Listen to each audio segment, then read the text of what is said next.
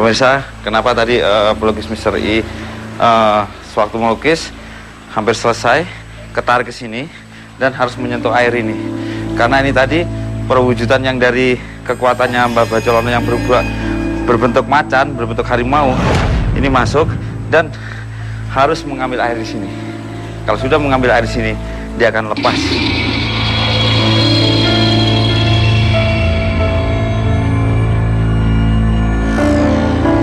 Aduh pemirsa, Mister itu lama banget ya datangnya. Dari tadi tuh suasananya makin malam, makin dingin, dan makin banyak yang mau datang, mau masuk gitu ke dalam badan saya. Nah ini akhirnya datang juga. Ini adalah gambar dari yang Bajolono. Oke. Nah ini sendiri adalah gambar dari ini gerbangnya. Gunung Lawu. Ya. Oke, jadi bisa diceritakan. Gunung Lawu, gerbang gaib menuju ke Gunung Lawu yang sebenarnya sih di Gunung Lawu itu ada kerajaan gaib gitu. Iya. Jadi ini gerbangnya. Gerbangnya. Bisa dilihat ya pemirsa ya. Ini adalah gambar dari yang Bajolono. Bajolono. Ini macan yang dilihat. Ya, macan yang dilihat. Saya baru lihat. Dan di sini adalah kayaknya gambar apa? Sepertinya pengikut-pengikutnya ya. Pengikut-pengikutnya gitu. Nah, kalau tadi dilihat bahwa sebenarnya di sini katanya ada gerbang yang sangat berlapis-lapis, iya, ya kan? Memang benar. Nah, bisa dijelaskan nggak sih sebenarnya asal usul menuju gerbang itu sendiri sebenarnya seperti apa sih gambarnya sehingga bisa adanya kerajaan gaib tersebut? Gini Mbak Widi, jadi sebenarnya gerbang yang berlapis-lapis, gerbang gaib ini terbentuk mulai zaman sebelum ada manusia di sini. Gitu. Memang tempatnya kerajaan gaib. Setelah adanya manusia di muka bumi ini, terutama di daerah sini, ini gerbang ini mulai seperti tabir terbuka, gitu. Sedikit, lama-lama kuat. Tapi orang yang bisa memasuki gerbang ini, satu karena manusianya sendiri mungkin punya hati yang suci. Nomor dua lagi, atau kehendak daripada makhluk gaib ini ingin menarik manusia ini masuk ke dalam gerbang gaib ini. Bisa mengetahui lebih lanjut seperti apa gerbangnya. Dan salah satunya adalah di Gunung Lawu. Oke, misteri sebenarnya puncak Lawu itu sendiri sebenarnya seperti apa sih gambarannya? Kalau gambarannya sih menurut saya puncak Lawu itu sebuah seperti kalau saya lihat itu kayak sebuah kerajaan, kerajaan yang bisa dikatakan lumayan besar, jadi kerajaan gaib. Cuma yang kerajaan gaib Gunung Lawu ini dia nggak pernah meninggalkan dari daerahnya gitu. Ya baik pemirsa, sepertinya kita akan melanjutkan perjalanan kita untuk menuju ke lokasi lain dan kita akan melihat petualangan seperti apa yang ada di lokasi tersebut. Yuk.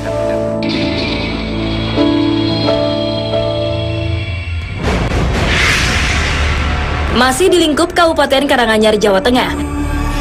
Destinasi mistis selanjutnya adalah sebuah rumah berarsitektur kuno berada di Desa Karangpandan, Tawangmangu.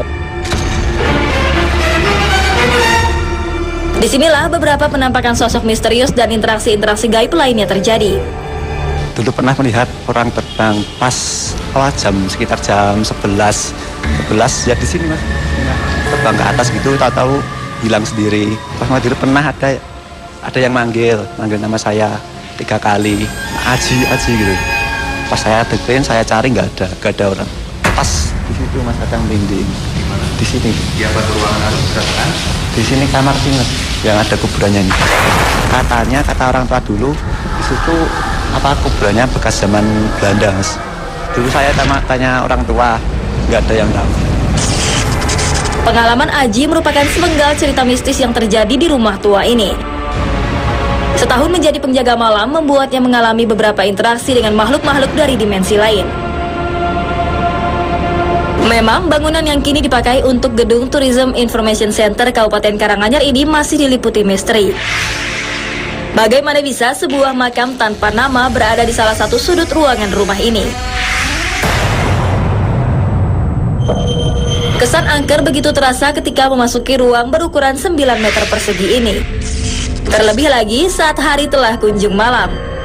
Yang lebih mengherankan lagi, dari dalam ruangan gelap ini sering terdengar cekikikan dan senda gurau anak-anak. Layaknya sedang bermain, wujud-wujud tak kasat mata itu saling memainkan bunyi-bunyian aneh semacam kelereng. Sesosok penampakan wanita misterius kadang terlihat di sebuah pohon kantil di luar bangunan. Kokohnya pohon tua ini seolah menjadi saksi tentang rekaman peristiwa memilukan yang pernah terjadi. Sosok itu merupakan penampakan wanita pribumi dengan aura kesedihan. Duduk termenung di bawah rimbun pepohonan, lekas pergi dan lekas menghilang. Namun tak ada yang tahu di mana asal rimbanya.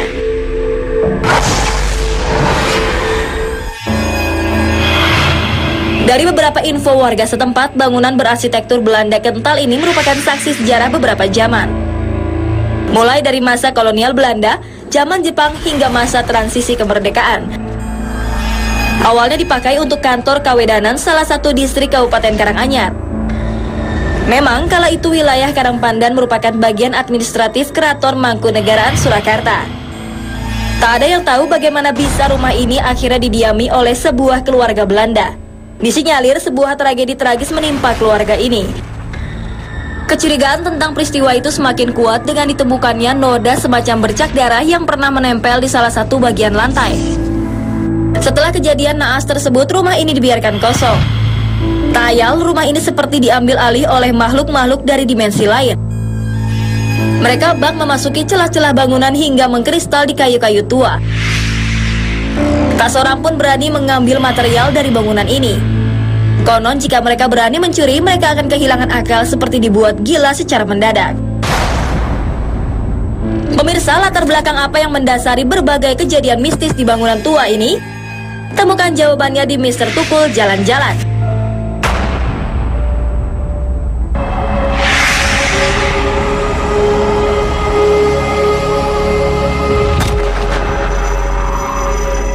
Nah, pemirsa Mr. Tukul Jalan-Jalan dimanapun Anda berada dari dunia nyata maupun dunia gaib di seluruh alam semesta yang indah ini.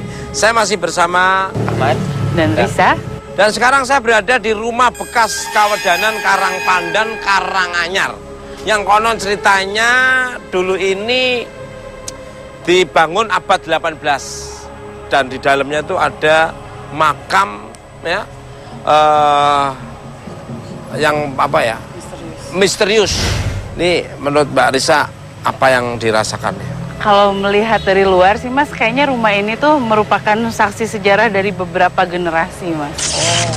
Ya, jadi banyak sekali kejadian, gak cuma satu kejadian, tapi emang menyimpan banyak misteri dari rumah ini. Ya. Lihat dari pohon-pohonnya itu ya. Kalau Mas Samad? Sama sih Mas Bego, cuma ya penasaran ke dalam sih. Karena di sini cuma baru kerasa getaran-getarannya saja sih. Magnetnya itu kuat. Nah, sosoknya itu seperti apa Mas Samad nih? Kalau Yang sosok dilihat. sih, kalau yang sekarang ini saya lihat sih di situ ada perempuan. Ada perempuan? Iya, perempuan tuh duduk di sebelah situ. Di situ tapi yang menarik di sebelah sini kayak ada yang kayak gitu. Oh, ada yang ketawa-ketawa yang kecil. Saya melihat ini nggak tahu sih, jadi macam-macam mungkin ya sosoknya. Cuma yang saya lihat ada sosok perempuan Belanda sih Mas, yang keadaannya cukup mengerikan. Daripada penasaran, kita langsung aja masuk aja. Gimana Mas Samad? Ya.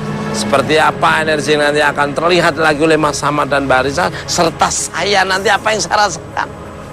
Ikuti terus Mr. Tukul Jalan-Jalan.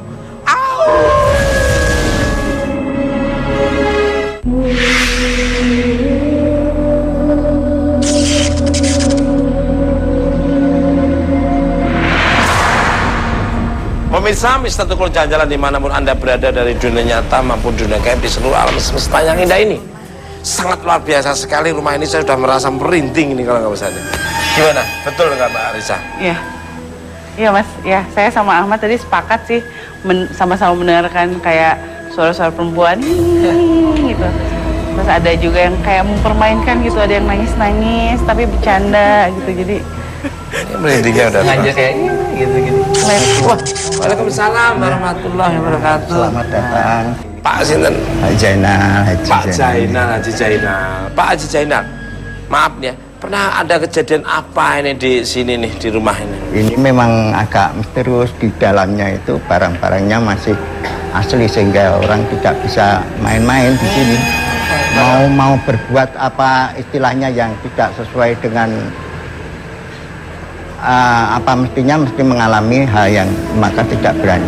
Pernah mengalami apa biasanya? Umpamanya selalu ada orang istilahnya mengambil kayu. Sampai di rumah orangnya non sewu gila.